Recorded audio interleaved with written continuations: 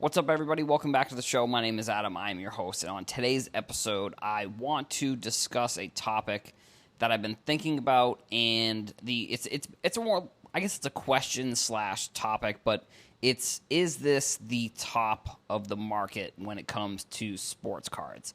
And I think there are kind of two variables slash things that I'm sort of thinking about with this specifically.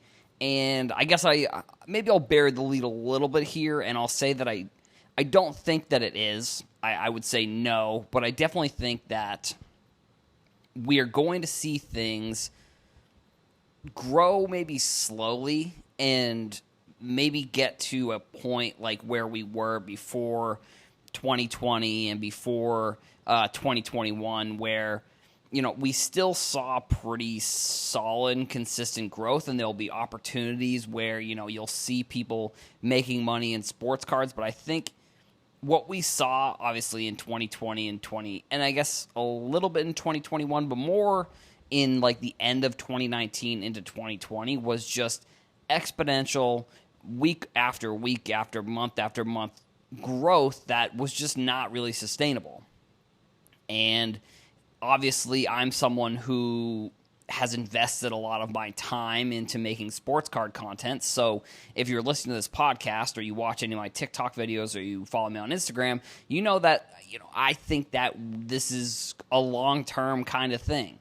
Like, I think that I'm looking at sports cards and the potential growth of sports cards in, I guess you could call it almost like a 5 to 10 year window, where the content that I'm sort of trying to make now is what I think will be important 5 to 10 years from now. And I don't necessarily know if that's everybody's mindset when it comes to content and sports cards and stuff. I mean, with content for myself, at least, I'm still kind of doing it as like a side thing. Like, it's obviously not my full-time job. It's really not even something that I'm making it's not even something that I could really turn into a full-time thing anytime soon, realistically.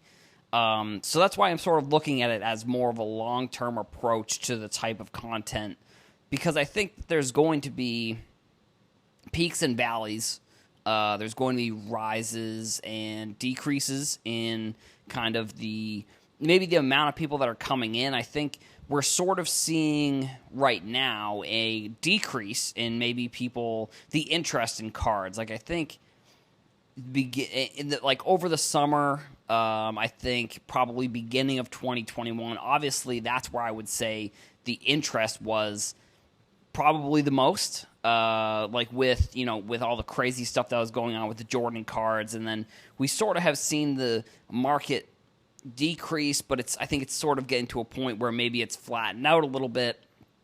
And I think what we're going to get to is the strategy of just, for one, obviously with PSA shutting down their bulk submissions, like the grade to flip model was profitable for like a year or so, but now it's not something that there's not enough margin in there really for people to continue to do that. But like I'm saying, I think that what we're seeing is people maybe coming in, and the amount of money is a little bit slower. I think people maybe still have the same expectations when they're coming into sports cards. But the one good thing that I can say is that I think within the content and within everybody making content, I think we have seen a little bit of a shift where people are talking a little bit less about everything going up, because that's obviously, if you followed any type of sports card content over the past, I don't know. Like I said, I've been making stuff and in content since, sports card content, at least since like 2018. So I've kind of seen the ebbs and flows, again, similar with the market of like new content people coming in and then maybe people not being as interested. And even for me, it's like I've been focused definitely more on TikTok and not as much on Instagram. And it's sort of ebbed and flowed a little bit, similar to what the market has done. And I think as we continue to go on throughout these years and see all this type of stuff, I still think that we are. I still think that we're in kind of a forward trajectory where, the sports betting and fantasy sports market, I think, will sort of start. At least I hope so. And this is, like I said, it's more of a long-term approach for me. But those types of people will be as interested in sports card content and following sports cards as they are with fantasy sports and sports betting. I think breaks are definitely going to help with that. I think, I don't know if the big sales help as much because somebody coming into sports cards because they saw, a Tom Brady sell for $2 million, or they saw, some other, or they saw, let's see, what was a big card that sold recently? Any big card in general, there's records that are being broken still every single day. And I think one thing that I think has definitely happened with the market is that there's more people, and the reason why I think it's gone down a little bit, with Luka's and Zion, I think Zion is fairly obvious, but with Luka is people are more willing to buy at $500 on the way up than they are buying at $500 on the way down.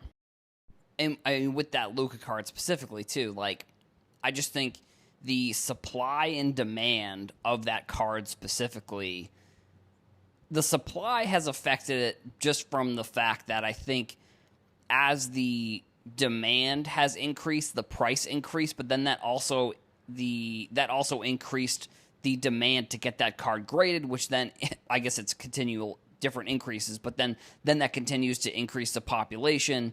And like I said, I think what ends up happening is that there were people who were flipping those types of Luka cards, and they continuously flipped all of these base cards, and then they got to a point where they made enough that they started flipping more higher end cards. And I think that's sort of what you're seeing with some people's strategies. I think if you listen to, the Card Talk Pod and Ryan Card Collector too, he always talks about the dollar bins and stuff and lots on eBay and dollar bins that shows that you can still flip those cards into higher priced cards.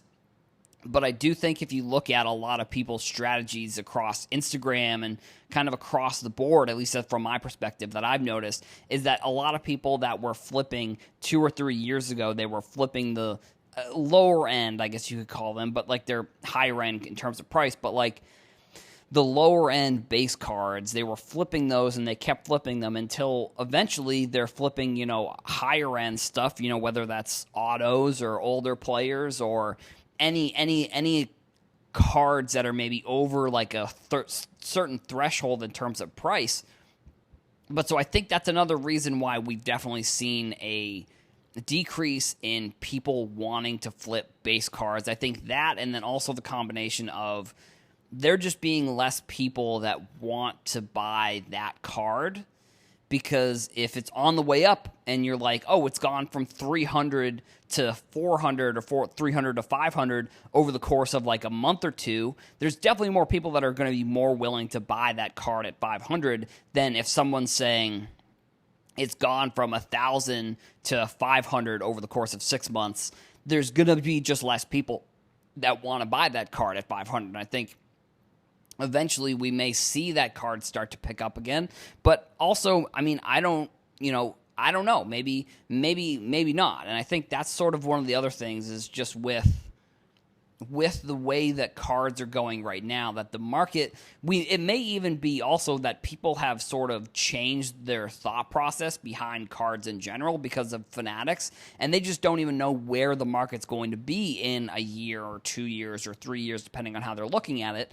For me, as an example, I thought that into 2019 and then even into 2020, sports cards I expected to be at this point where we're at now in a year, 2, 3, probably 3 years from now. I was thinking a 5-year window back in 2019 that we could be at where we're at now in what would be 3 years from now. So I think people are a little bit not starstruck, but they're just struck by the fact that everything changed so quickly. And it seems like almost year over year, things have just changed, and they've continued to change at maybe a pace that somebody that is wanting to get into sports cards for fun, maybe they want to make a little bit of money, it's gotten a little bit harder.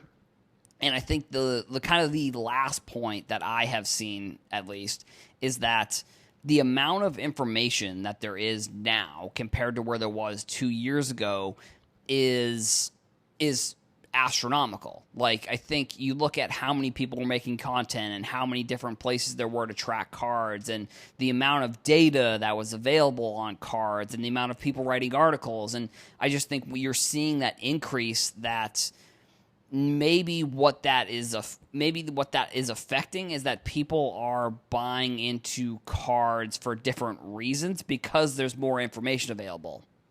I think that's maybe one of the biggest pieces of why we're seeing so much change in the market so quickly, and why we're seeing so much change almost on like a weekly basis. Like, I think that people are getting smarter in the market, and they're seeing that, pop reports is something that I've always been conscious of, but like there's people I think that are like on TikTok. I've noticed there's been people that are talking about population reports a lot more, but it always was something that I was kind of talking about because, like, for me, population reports, I think, matter in different ways. Like, it matters on what specific card you're talking about. Like, if you're talking about the Zion 2019 Prism rookie that just hit 20K for PSA 10s, like, that population report matters because it matters in a different way than, like, let's say, a Jason Tatum population report of a Prism card. It matters in the sense that it matters more, and the population report overall matters way more for vintage than it does, I think, for modern cards, but it matters in a different way. Like, for that card for Zion, I think it's very important because it shows how many potential cards there are out there, just in general. And I think, I was listening to one of Slapstock's live shows, and they were talking about the Luminance Ja Morant rookie of him, like, dunking. And the population on that card is humongous. The population on that card is almost as big as some of the other base cards for Ja Morant. So it's like you kind of get a sense of how much product there is out there. And I think with that, and then with just like I said, with the information changing, I think people are picking different data points, and they're giving more value to those data points than maybe they had been in the past. And that's affecting the cards that people are willing to buy that maybe don't have the knowledge. Like, and don't have the knowledge because they're new, but if you're new now compared to if you were new back in 2018 or 2019, you can get a lot more information a lot quicker. Like, you can have all the information on the Luka base Prism card a lot quicker than you could a couple years ago, and maybe that's affecting your decision not to buy that card for whatever reason. And it's like you're not buying that card, and then which just essentially means that someone can't sell it for a certain price because there isn't a buyer for the card. And it's a tip that I think I maybe should talk about a little bit more on TikTok, or just talk about in content in general, is that, like, your profit on a card doesn't. I think in the financial market or whatever, I think it's called realized gains.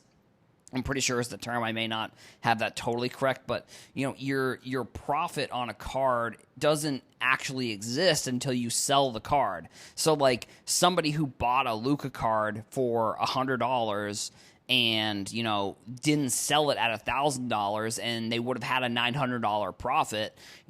That, and now it's down to 500 or whatever, they still have that profit. But, and then again, at the same time, it's like someone bought it at 600 and now it's down to 500. And I don't know if that's the exact price at the current moment, but I'm just talking in general, like, your profit isn't there until you sell the card. So, it's definitely something that I'm thinking about, and where is the ceiling for cards? And I think, like I said, I just think it's not necessarily a ceiling, and it's more just how quickly more people come in and how quickly they can understand and where you need to adjust yourself in the market, and maybe not getting into the market and getting out. It's how you can adjust where you're at in the current market and kind of where the market's eventually going to go.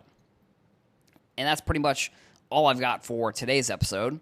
So I want to thank you all for listening. I know that it's been since like September, I think, that I've released a podcast. I mean, I've been posting, I think, between 3 to 5 times a day on TikTok. So if you still want the content, like, go TikTok is where I will be sending people, because that's just where I've been focusing a lot of my time making videos and stuff. The podcast is obviously great, and it's something that I want to try and get into more. And I guess my thought process behind it specifically, and before I end the episode, I'll just talk about it, is like the TikTok growth. I want to figure out how to grow the TikTok now when it's still easy in a way, I guess. I mean, it hasn't necessarily been easy, but it's much easier, obviously, than Instagram. So it's like I've been trying to grow that a little bit more, and I've been trying to grow that a little bit more than maybe I have tried to grow the podcast, I guess. And it's, like I said, I like doing the podcast, and it's something that I hope to continue to do more in the future. But at the current moment, like, this is sort of, I don't know what the exact plan is. So, there may be more episodes on a more regular basis, or it may just be focusing on TikTok, like I said. But, I appreciate everybody that likes listening to these episodes.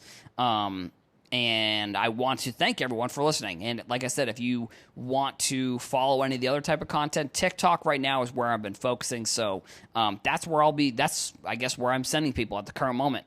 So I want to thank everyone for listening to this episode, and I will see you in the next one.